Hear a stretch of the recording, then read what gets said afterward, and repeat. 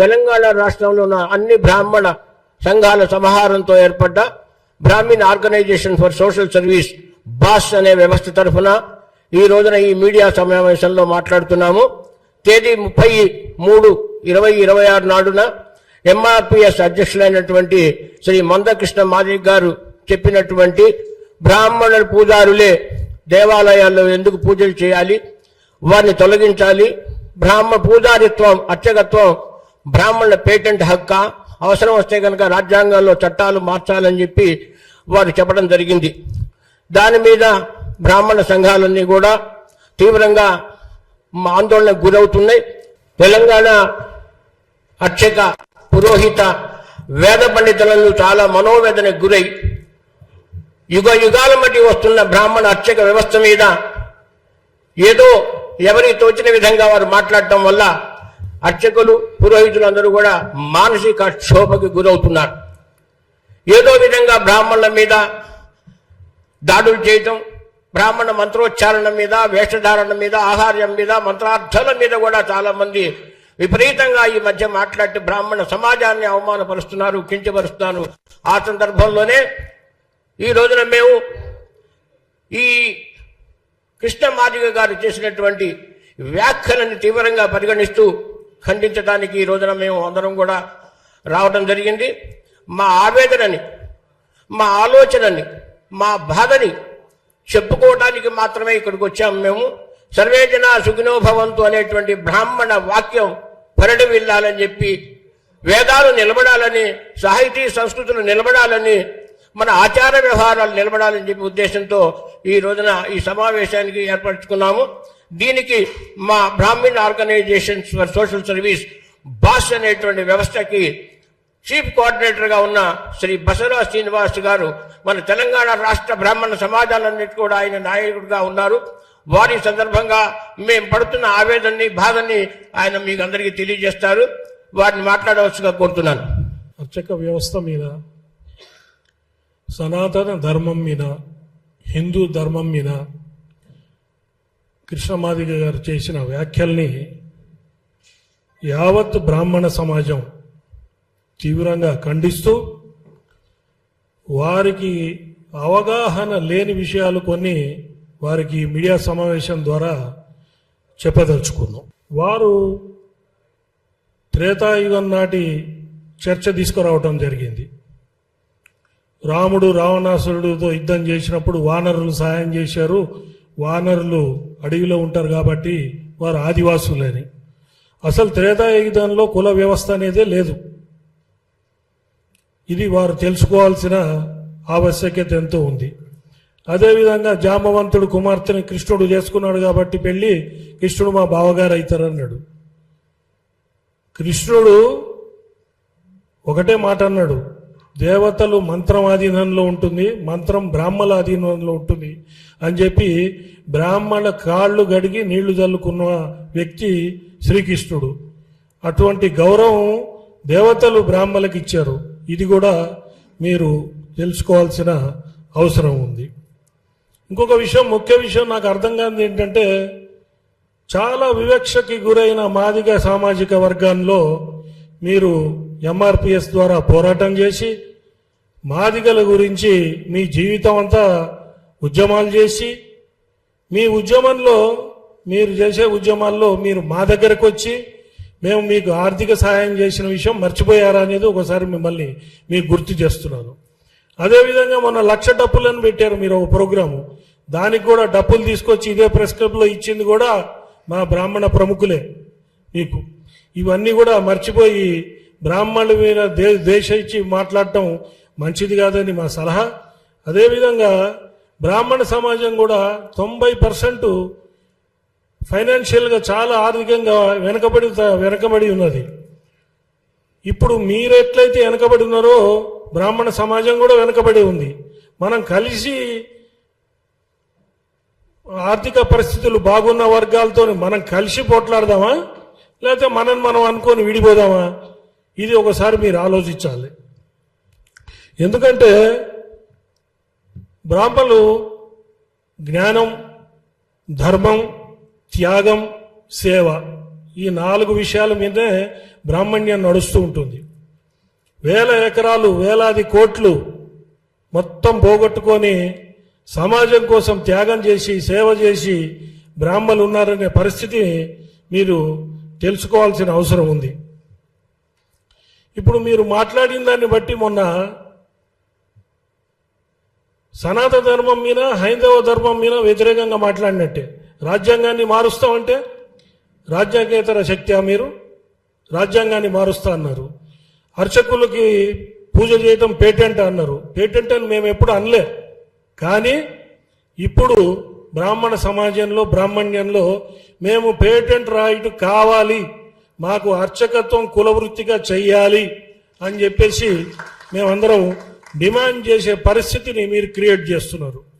దేవాదాయ శాఖ, ధర్మాదాయ శాఖలో కూడా అర్చకుల కోసం పరీక్షలు జరిగితే వారు దేవతారాధన, వేదాధ్యయనము, తర్వాత ఆగమ శాస్త్రంలో పట్టు ఉన్న వాళ్ళే అక్కడ సెలెక్ట్ అయ్యి ఆ పూజారులుగా ఉంటారు.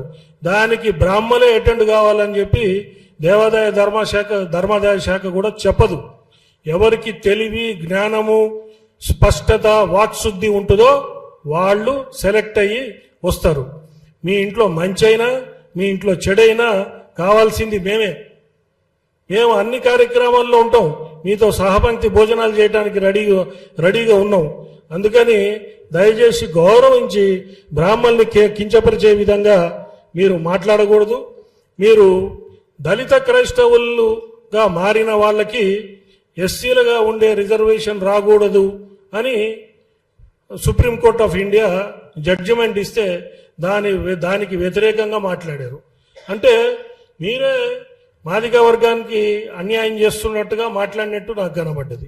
అదేవిధంగా సనాతన ధర్మం, హైందవ ధర్మము, మీరు ఏ పార్టీ నుంచి అయితే వచ్చారో, ఏ పార్టీ ద్వారా పద్మశ్రీ తెచ్చుకున్నారో ఆ పార్టీకి కూడా మీరు వ్యతిరేకంగా మాట్లాడినట్టుగా నాకు కనబడ్డది.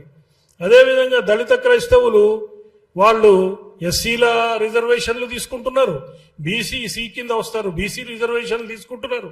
మరి వారు మైనారిటీలుగా ఉండి ఆ రిజర్వేషన్లు కూడా తీసుకుంటున్నారు. అంటే మీరు మీ కుల ద్రోహం చేస్తున్నారు, పార్టీకి ద్రోహం చేస్తున్నారు, అట్లనే బీసీలకు కూడా ద్రోహం చేస్తున్నారు. ఇవి కొంచెం అవగాహన పెట్టుకొని మీరు మాట్లాడితే బాగుంటుంది. అదేవిధంగా ధూపదీప నైవేద్యం స్కీమ్ ఉంది అర్చక వ్యవస్థలో. దాంట్లో మీరు చూస్తే దాదాపుగా 26 కులాలు, ఎస్సీలు, ఎస్టీలు, బీసీలు 26 కులాలు దాంట్లో గ్రామదేవతల పూజలు అవన్నీ చేస్తున్నారు. మీరు అర్చకులు పేటెంట్ రైటు, బ్రాహ్మణులకే పేటెంట్ రైట్ అంటే మరి ఈ విషయం మీకు తెలియదా? లేకపోతే తెలిసే కావాలని మాట్లాడుతున్నారా? దీని వెనక ఏదైనా కుట్ర దాగి ఉందా? ఇవన్నీ కూడా ఆలోచించాల్సిన పరిస్థితి ఈరోజు ఉంది. అదేవిధంగా ఇంతకుముందు ఒక సినిమా యాక్టరు బ్రాహ్మణుల గురించి ఇట్లనే మాట్లాడి ఆయన కూడా పద్మశ్రీ అవార్డు, చివరికి ఆయన పద్మశ్రీ అవార్డు పోయే పరిస్థితి అయ్యి చివరికి క్షమాపణలు చెప్పి చంపలేసుకొని వెనక్కిపోయిన పరిస్థితి మీరు అందరు చూశారు. ఆ పరిస్థితి మీకు రావాలని మేము కోరుకోవట్లేదు. ఇప్పటిదాకా మీరు మాకు సహకారం అందించారు, అట్లనే ఉండాలనేది మా ఆకాంక్ష. అదేవిధంగా మీరు పద్మశ్రీ అవార్డుగా మీరు ఉన్నప్పుడు రాజ్యాంగ వ్యతిరేకంగా మాట్లాడడం తగదు. అదేవిధంగా మీరు ఏదైతే వ్యాఖ్యలు చేశారో ఆ వ్యాఖ్యల్ని దయచేసి పెద్ద మనసుతోని అవగాహన తెచ్చుకొని విషయాలన్నీ ఈ ప్రెస్ మీట్ ద్వారా మీరు ఆ వ్యాఖ్యలు వెనక్కి తీసుకుంటారని చెప్పి మేము ఆశిస్తున్నాం. 2-3 రోజుల్లో వెనక్కి తీసుకుంటే గౌరవించి ఇక్కడ వచ్చిన బ్రాహ్మణ పెద్దలందరూ కూడా వచ్చి మీ దగ్గరకు వచ్చి మిమ్మల్ని సన్మానించుకుంటాం. అదేవిధంగా మీరు వ్యాఖ్యలు వెనక్కి తీసుకోకుండా మొండిగా అవగాహన లేకుండా రాజ్యాంగేతర శక్తిగా మాట్లాడితే మాత్రం బ్రాహ్మణులు ఈరోజు ఐక్యమత్యం వచ్చింది. బ్రాహ్మణ సంఘాలన్నీ కలిసి ఈ భాషను ఒక వ్యవస్థను పెట్టుకున్నాయి. ఇప్పుడు బ్రాహ్మణులు తిరుగుబాటు చేసే స్టేజ్కి వచ్చారు. దయచేసి నిరసన కార్యక్రమాలు ప్రజాస్వామ్యయుతంగా మేము చేయటానికి రెడీగా ఉన్నాం. ఒకవేళ మీరు వ్యాఖ్యలు వెనక్కి తీసుకోకపోతే బ్రాహ్మణులు లోకా సమస్త సుఖినో భవంతు, మీరు 100 ఏళ్లు బతకండి, సంతోషంగా ఉండండి, దీవించే బ్రాహ్మణ్యంలో ఒక మూలన పరశురాముడి అంశ కూడా ఉంటుంది. ఆ అంశాన్ని బయటికి తీసుకొచ్చి మీ కులము దెబ్బతినుంది, మా కులం దెబ్బతినుంది, మనం కొట్లాడాల్సింది ఎవరితోని అది ఆలోచించుకొని దయచేసి ఈ వ్యాఖ్యలు వెనక్కి తీసుకుంటారని చెప్పి ఈ పత్రికా ముఖంగా నేను మిమ్మల్ని ఒక రకంగా రిక్వెస్ట్ చేస్తూ మీరు మా గౌరవాన్ని మీ గౌరవాన్ని నిలబెడతారని ఆశిస్తూ ముగిస్తున్నాను. జై హింద్. నా పేరు గొండ్యాల రాఘవేంద్ర శర్మ, పాలమూరు బ్రాహ్మణ సేవా సమితి ప్రతినిధిగా మరియు బాస్ ప్రతినిధిగా ఇక్కడ మాట్లాడుతూ ఉన్నాను. గత 3 రోజుల క్రితం పెద్దలు మందకృష్ణ మాదిగ గారు చేసినటువంటి వ్యాఖ్యలు బ్రాహ్మణ సమాజాన్నే కాదు హిందూ సమాజాన్ని కూడా తీవ్రంగా బాధించాయి. పెద్దలు ఇంతకుముందు చెప్పినట్టుగా మీరు అవగాహన లోపంతోనే ఇటువంటి మాటలు మాట్లాడారు. తప్పకుండా ఈ మాటలు మీరు వెనక్కి తీసుకోవాలని బ్రాహ్మణ సమాజం అంతా కూడా డిమాండ్ చేస్తూ ఉంది. దాంతోపాటుగా బ్రాహ్మణులే అర్చకులుగా ఉండాలా, బ్రాహ్మణులే పురోహితులుగా ఉండాలా, వీరికి ఇది పెటెంట్ హక్కు అన్నారు. సమాజంలో మీరు ఒక్కసారి తిరిగి చూస్తే, ఒక్కసారి మా పాలమూరుకి రండి. పాలమూరులో ఉన్నటువంటి సుప్రసిద్ధ క్షేత్రాలు మన్యంకొండ, బీచ్పల్లి, కురుమూర్తి, కందూరు ఇట్లాంటి అనేక క్షేత్రాల్లో బ్రాహ్మణేతరులే అర్చకులుగా ఉన్నారు. ఇది నేను చెప్పే మాటలు కాదుగా, చక్కగా మీకు గవర్నమెంట్ కూడా, మీకు ప్రభుత్వం కూడా మీకు ఆ తగినటువంటి సమాచారం ఇస్తుంది. దయచేసి ఇట్లాంటి మాటలు మాట్లాడేటప్పుడు దాంతో పాటుగా ఇంకొక మాట మీరు మాట్లాడారు. సనాతన ధర్మమే గొప్పదే అయితే ప్రపంచమంతా ఎందుకు వ్యాపించలేదు, క్రిస్టియన్ లాగా ముస్లిమ్స్ లాగా ఎందుకు వ్యాపించలేదు అని మీరు ప్రశ్నించారు.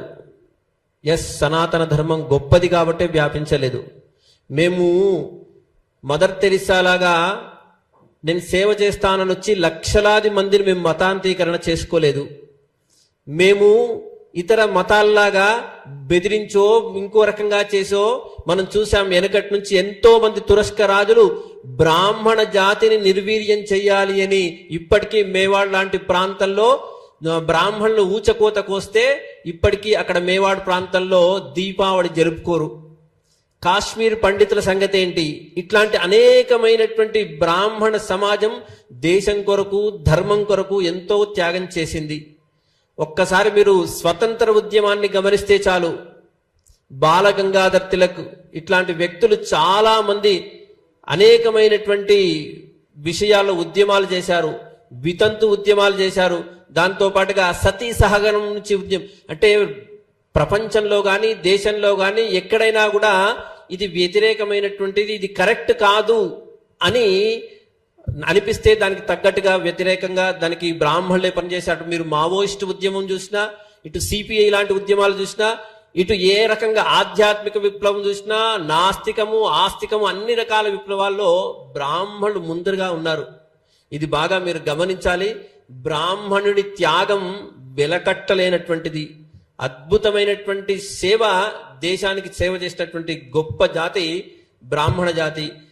ఆనాటి కాలంలో తక్షశిల లాంటి విద్యాలయాలన్నింటినీ కూడా తగిలేస్తుంటే, మొత్తంగా అక్కడ ఉన్నటువంటి గ్రంథాలన్నీ తగలబెట్టేస్తుంటే, తన మస్తిష్కంలో ఆ వేద విద్యను శాస్త్ర విద్యనంతా కూడా నింపుకొని ముందు తరానికి అందించినటువంటి ఏకైక జాతి ఏది అంటే అది బ్రాహ్మణ జాతి మాత్రమే. ఈ రోజు మనం ఒక దేవునికి దండం పెడుతున్నాం, ఒక దేవుడికి ధ్యాన శ్లోకం చెప్తున్నాం, ఏదో ఒక యాగం చేస్తున్నామంటే మేము చేసినటువంటి ఆ త్యాగము. కాశీలో ముష్కరులు తురస్కులు దేవాలయాన్ని దేవాలయం దండయాత్ర చేయడానికి వస్తే బ్రాహ్మణులు బలిదానం చేసుకున్నారండి. ఇంత గొప్పనైనటువంటి జాతి బ్రాహ్మణ జాతి.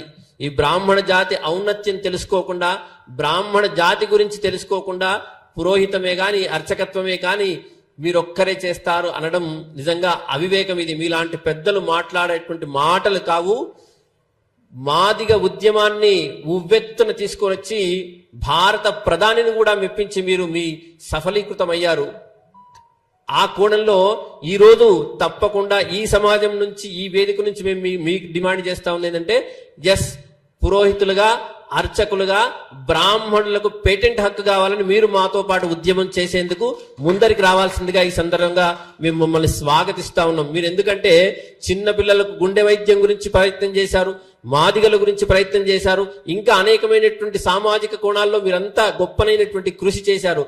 ఇది కూడా బ్రాహ్మణ జాతి దేశం మొత్తంలో మాక్సిమం గా ప్రయత్నం చేస్తే ఒక 3% ఉండదు, 4% ఉండదు.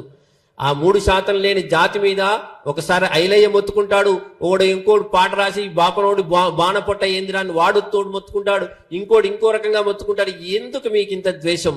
బ్రాహ్మడు సర్వే జనా సుఖినో భవంతు అనే మాట్లాడాడు తప్పించి ఏ రోజున ఎవరిని హింసించలేదు, కించపరచలేదు. కాబట్టి దయచేసి ఈ వేదికగా మేమందరం కూడా మిమ్మల్ని కోరుతా ఉన్నాం, బేషరతుగా మీ వ్యాఖ్యల్ని వెనక్కి తీసుకోండి.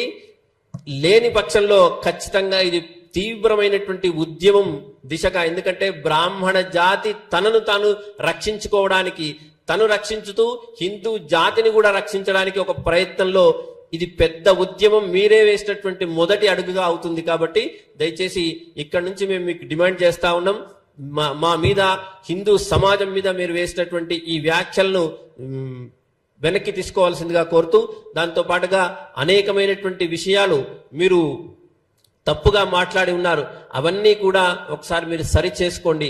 బ్రాహ్మణ జాతి ఔన్నత్యం చాలా గొప్పది. ఈరోజు రిజర్వేషన్ల పుణ్యమా అని ఎంతమంది పిల్లలు మేము చదువుకొని మాకు మార్కులు రాక, మాకు ఉద్యోగాలు రాక, మేము చదువుకోలేక చచ్చిపోతున్న పిల్లల్ని మేము కన్నులారా చూస్తా ఉన్నాం. 90%, 95%, 99% మార్కులు వచ్చినా వీడికి ఉద్యోగం రాక, పై సీట్లు రాక అవస్థ పడుతూ పిల్లలు ఎంతో మంది ఆత్మాహుతి చేసుకున్నారు, ఆత్మహత్యలు చేసుకున్నారు. వాళ్ళందరికీ ఎవరు మూల్యం చెల్లించాలి? కాబట్టి దయచేసి ఈ ప్రయత్నంలో మీరందరూ కూడా తప్పకుండా మీ వ్యాఖ్యలు వెనక్కి తీసుకుంటారని కోరుతూ స్వస్తి. శ్రీరంగం గోపీకృష్ణమాచార్యుడు, హరిహర అర్చక సంక్షేమ సంఘం నుంచి హైదరాబాద్. ఈరోజు బ్రాహ్మణ్యం మీద, బ్రాహ్మణ జాతి మీద, అర్చకత్వం మీద, పురోహితం మీద మరియు వేద పండితుల మీద మాట్లాడడం అనేటువంటిది చులకన భావనగా ఇప్పుడు తయారైంది. ముఖ్యంగా ఈరోజు సర్వే జనా సుఖినో భవంతు అని సూర్యోదయం కంటే ముందే బ్రాహ్మడు లేచి సంధ్యా అనుష్ఠానాది కార్యక్రమాలు చేసుకొని దేవాలయంకు వెళ్ళి స్వామిని నిద్రలేపి, స్వామి మన సమాజంలో అందరినీ బాగుండాలి, అందరినీ మంచిగా చల్లగా చూడ్చండి అంటే వచ్చినటువంటి భక్తుడు మరి ఆర్యవైశ్యుడా, బ్రాహ్మడా, లేదా క్షత్రియుడియా, ఇంకా మిగతా ఏ వర్ణంతో ఉన్నటువంటి వాడని చూడకుండా అందరికీ కూడా తీర్థము శఠారి ఇస్తూ చల్లగా ఉండు తండ్రి, శతమానం భవతి అని శఠారి ఇచ్చి అక్షతలు వేసి సమున్నతంగా అన్ని కులాల యొక్క అభిమానం చూరగొన్నటువంటి వృత్తి ఈరోజు అర్చక వృత్తి. దేవాలయంలో మేము మనుషులను చూసి వచ్చిన తర్వాత కులం అడిగి మేమెన్నడూ కూడా అర్చనలు చేసినటువంటి దాఖలాలు లేవు, ఉండవు కూడా. రెండవది ఏంటంటే మీరు అర్చక వ్యవస్థనే రద్దు చేయాలని అంటున్నారు. అది ఎంతవరకు సమంజసం? మేము అర్చకులుగా ఉండేటువంటి అధికారం లేదని మీరు భావిస్తున్నారా? ఏ రకంగా భావిస్తున్నారు? గుర్తుపెట్టుకోండి, బ్రిటిష్ కాలం నుంచి కూడా అయ్యా ఎట్లా చేయాలి, యుద్ధం ఎట్లా చేయాలి, భారతదేశాన్ని ఎట్లా మనం స్వాధీనం చేసుకోవాలని చెప్పి బ్రిటిషర్లు ఆలోచన చేసిన సందర్భంలో ఒకానొక బ్రిటిషర్ అన్నాడంట, అయ్యా మీరు యుద్ధం చేస్తే, ఏదో కొల్లగొడితే భారతదేశం మన ఆధీనం కాదు, కేవలం సంస్కృతి సాంప్రదాయాలను నిలబెడుతూ తన జీవితాలను త్యాగం చేస్తూ ఓన్లీ సమాజ శ్రేయస్సుకే నిలబడ్డటువంటి ఏకైక జాతి ఉంది బ్రాహ్మణ జాతి, దాన్ని కొడితే మనం ముందుకు వెళ్ళొచ్చు అని చెప్పి ఆనాటి బ్రిటిష్ కాలంలో ఇది బీజం పడింది. ఆ రోజు నుంచి బ్రాహ్మణి పైన, అర్చకత్వం పైన అనేక విధములైనటువంటి దాడులు జరుగుతూనే ఉన్నాయి. గుర్తుపెట్టుకోండి, ఏ రోజు కూడా బ్రాహ్మడికి మిగతా వారికి ఉన్నటువంటి సౌలభ్యం ఏది లేదు. ఎన్నో నియమ నిబంధనల చేత, ఆహారపు అలవాట్ల చేత వారి యొక్క దైనందిన కార్యక్రమాన్ని నిర్వర్తించుకుంటూ ముందుకు వెళ్ళేటువంటి సాంప్రదాయం మనం చూస్తున్నాం. అర్చకులను మనం చూసుకుంటున్నాం. గుర్తుపెట్టుకోండి, ఊళ్ళలో ఈ రోజు వరకు కూడా అన్ని కులాలతోటి ఒక గౌండ్లైనతోడు కూడా మేము మామ అని సంబోధించిన సందర్భం, మిగతా వాళ్ళందరితోటి సమాజంతో మమేకమైనటువంటి సందర్భం ఉంది, కానీ ఎవరితోటి కాంట్రవర్సీ అయినటువంటి సందర్భం లేదు. దయచేసి ఈరోజు అయ్యా, మరి మా దగ్గర ఈ సమావేశం ద్వారా మేము మీడియా వారిని, అలాగే సమస్తమైన రాజకీయ నాయకుల్ని, భారత ప్రభుత్వాన్ని, అలాగే రాష్ట్ర ప్రభుత్వాన్ని ముందు ఒక డిమాండ్స్ పెడుతున్నాం. మా సమస్యలు మీకు అర్జెంటుగా పరిష్కరించాల్సిన అవసరం ఉందని చెప్పి మేము ప్రశ్నిస్తున్నాం. అక్షయకత్వం, పౌరోహిత్యం, బ్రాహ్మణ కులవృత్తిగా అన్ని రాష్ట్ర ప్రభుత్వాలు, కేంద్ర ప్రభుత్వం వెంటనే ప్రకటించాలి. ఇది మా ప్రథమ డిమాండ్.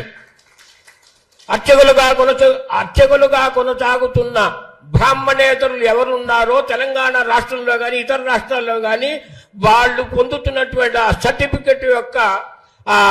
సర్టిఫికెట్ ద్వారా పొందుతున్న రిజర్వేషన్ విధానాన్ని తొలగించాలని కూడా మేమందరం డిమాండ్ చేస్తున్నాం. బ్రాహ్మణ రక్షణ కోసం వెంటనే ఎస్సీ అట్రాసిటీస్ కేసు ఏ విధంగా చట్టం ఉందో అదేవిధంగా మాకు కూడా చట్టం తీసుకొచ్చి బ్రాహ్మణ రక్షణ కల్పించాల్సిన బాధ్యత ప్రభుత్వం మీద ఉంది, కేంద్ర ప్రభుత్వం మీద కూడా ఉంది. అవసరం వస్తే చట్టాన్ని కృష్ణమాదికి చెప్పినట్టే కేంద్ర ప్రభుత్వం పార్లమెంట్ లో బాగు చేసి అట్రాసిటీస్ బ్రాహ్మణులకు కూడా ఇవ్వాలని మేము డిమాండ్ చేస్తున్నాం. అన్ని రాజకీయ పార్టీలు వేరే విషయాల మీద బ్రహ్మాండంగా మాట్లాడతారు. ఈ రోజున వాళ్ళు ఎందుకు మాట్లాడలేదు? బ్రాహ్మణులు కూడా సమాజంలో భాగం కాదా? బ్రాహ్మణులు ఓటర్లు కాదా? అన్ని రాజకీయ పార్టీలు కూడా వెంటనే స్పందించి కృష్ణమాదిగ గారు చేసిన వ్యాఖ్యల్ని తీవ్రంగా నిరసించవలసిందిగా, ఖండించవలసిందిగా ఈ వేదిక నుంచి మేము కోరుతున్నాం. అలాగే సమాజంలో అసమానతలు సృష్టించి 70 ఏళ్లుగా ఈ రిజర్వేషన్ విధానాన్ని ఇంకెన్నాళ్ళు కొనసాగిస్తారని మేము అడుగుతున్నాం. ఎన్నాళ్ళకి పేదవాళ్ళు బిక్కివాళ్ళు ఇంకా పైకి వస్తారు. 70 ఏళ్లుగా రాజకీయాలు ఇస్తున్నప్పుడు డాక్టర్ అంబేద్కర్ 10 ఏళ్ళు చాలినటువంటిది ఇప్పుడు 70 ఏళ్ళు, 7 దశాబ్దాలు గడిచిపోయినా వాళ్ళు ఇంకా ప్రభుత్వానికి బీదవాళ్ళుగానే కనబడుతున్నారా? అట్టడుగు స్థాయిలో ఉన్న బ్రాహ్మణుల సంగతి ఏమిటి? మాకు రిజర్వేషన్ కావాలి. సమాజంలో అసమానతలు పోవాలంటే వెంటనే రిజర్వేషన్ విధానాన్ని తొలగించాలని కూడా మేము డిమాండ్ చేస్తున్నాం. ధన్యవాదాలు. ప్రపంచంలో ఎక్కడ చూసినా భారతదేశం యొక్క పేరు లేకుండా లేదా మన అస్తిత్వం లేకుండా ప్రపంచంలో ఏ దేశం లేదని మనం గర్వంగా చెప్పుకోవచ్చు. ఎందుకనంటే ప్రతిదీ మన వేదాల నుంచే వచ్చింది. ఇది వేదభూమి, ఇది కర్మభూమి. ఈరోజు ఈ నాసా వీళ్ళు ఏ ప్రయోగాలు చేసినా ఒకప్పుడు ఇవన్నీ మన వేదాలలో ఇప్పుడు కూడా ఉన్నాయి. ఆ మధ్య ఒక సమస్య వస్తే మన శంకరాచార్యుల వారు పోయి అక్కడ ఉండేమిటంటే దాన్ని సరిదిద్దిన సంఘటన కూడా ఉన్నది. అంటే ఇవన్నీ మన వేదాలలో నిక్షిప్తమై ఉన్నది. కాలక్రమేణా మనం వాటికి కొంచెం దూరం కావటం, కేవలం ఒక వర్గం వారే దాన్ని ఇంకా కాపాడుతూ పోతున్నారు. కాబట్టి ఏమిటంటే దీని గురించి ప్రపంచంలో ఇంకా మన గౌరవం ఉన్నది. కాకపోతే మనం గౌరవించుకోవటం అన్నది కూడా నేర్చుకోవాలి. ఈరోజు ప్రపంచంలో చూడండి, ఒకటే మీ అందరికి ఒక చిన్న ఇప్పుడు విషయం చెప్తాను. ప్రపంచం మొత్తంలో ఎన్ని వారాలు ఉన్నాయండి? వారానికి ఎన్ని రోజులు ఉన్నాయి? 7 రోజులే కదా. ఆదివారము ఆదిత్యుడు, మనం ఆదిత్యుడు ఉంటాం, సన్ అని ఇంగ్లీష్లో అన్నారు. మూన్ సోముడు అంటే చంద్రుడు. సోముడు, మంగళుడు, బుధుడు, గురువు, సాటర్న్, శని ఇవన్నీ మీరు వింటున్నారు కదా. ప్రపంచంలో ఈ వారాలు తప్ప ఇంకేమైనా వారాలు ఉన్నాయా చెప్పండి? మరి ఎక్కడి నుంచి పోయింది? దానికి ఆద్యులు ఎవరు? మనం కాదా? మనం గర్వపడాలి. మనం గర్వపడాల్సిన అవసరం ఉన్నది. ఇప్పుడు ప్రపంచీకరణలో చాలా మార్పులు వస్తున్నాయి, తప్పులేదు. మనం కూడా ప్రపంచానికి పోటీకి ఎదగవలసిన అవసరం ఉన్నది. అంత మాత్రాన మన వారిని మనము అవమానించుకోవడం, కించపరచడం మంచిది కాదు. ప్రపంచవ్యాప్తంగా ఈరోజు బ్రాహ్మణానికి గౌరవం ఉంది. ఇతర రాష్ట్రాలలో కూడా దేవాలయాలు ఏర్పాటు చేసిండ్రు. అక్కడ అర్చకులు కూడా బ్రాహ్మలే ఉన్నారు. అక్కడ లేరా ప్రపంచంలో వేరే కులాల వారు? బ్రాహ్మడు అంటే కేవలం అర్చకుడు అంటే జీతం కొరకో దీని కొరకో కాదు. వాళ్ళు ఎంత కష్టపడితే 9వ సంవత్సరంలోనే అడుగు చేసుకొని ఆయన ఏమిటంటే వేదాధ్యయనం చేస్తాడు. వేదాధ్యయనం చేసి 12 సంవత్సరాలు కనీసం వాళ్ళు వేదాధ్యయనం చేసి తల్లిదండ్రులకు అన్ని సుఖాలకు దూరంగా ఉండి హస్త కష్టాలు బట్టి వేద విద్య నేర్చుకుంటారు. ఇవాళ మీకు పుస్తకాలలో, దీంట్లో వాట్సాప్లో ఇవన్నిట్లలో వస్తున్నాయి. అప్పుడు ఇవన్నీ లేవు. కేవలం ఆ జ్ఞానమంత వారి యొక్క మేధాశక్తి మనస్సులో రికార్డ్ అయి ఉండేది.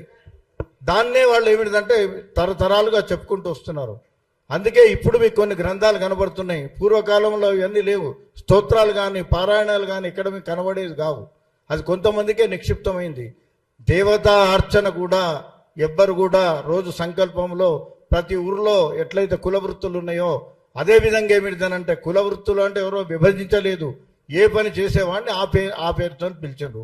నలుగురు రామయ్యలు ఉన్నారనుకోండి, ఏ రామయ్య అని అంటే ఫలానా అయ్యగారు రామయ్య, లేకపోతే వడ్రంగి రామయ్య, లేకపోతే ఫలానా కంసాలి రామయ్య అని ఇట్లా పెట్టి వాళ్ళు చేస్తున్న పనిని బట్టి వాళ్ళని విభజించారు. కానీ కుల వృత్తి కానీ కులాల విభజన కానీ ఎవరు చేయలేదు. దాని మీద ఎవరో చేసిందని చెప్తున్నారు కానీ ఎవరు చేయలేదు. వృత్తి ఈరోజు కూడా అంటున్నాం మనం. ఈరోజు ఏమంటారండి, సెలూన్లో ఏ కులాల వాళ్ళు చేస్తున్నారో తెలియదు మనకు. వాళ్ళు ఏమంటారు, సెలూన్ అంటే ఆయనను బార్బరే అంటున్నారు కదా, ఒక్కొక్క వడ్రంగి అంటున్నారు కదా. గుర్తింపు అది అంతే. వాళ్ళు చేస్తున్నటువంటి వృత్తికి గుర్తింపు, అంతేగాని ఎవరు విభజించలేదు. కులాలు మేము సృష్టించలేదు, బ్రాహ్మణులు సృష్టించలేదు, వేదాలు సృష్టించలేదు. కాబట్టి దయచేసి గమనించాలి. ప్రతి చిన్న విషయానికి బ్రాహ్మణుల మీద అటాక్ చేయటం. బ్రాహ్మణులు అంత చౌకగా కనబడుతున్నారా ప్రపంచానికి? మాకు కూడా మన జాగ్రత్తగా ఉండరు. ఎవ్వరిని ఒక మాట అనరు. గుడిలో ఎవరు వచ్చినా వారి గురించి అడగరు. సర్వే జన సుఖినో భవంతు, అందరికి ఇచ్చినట్టు తీర్థ ప్రసాదాలు ఇస్తారు. వారికి కూడా సాధారణంగా గౌరవిస్తారు తప్ప ఎవరిని కూడా నిందించరు, ఎవరిని కూడా అవమానపరచరు.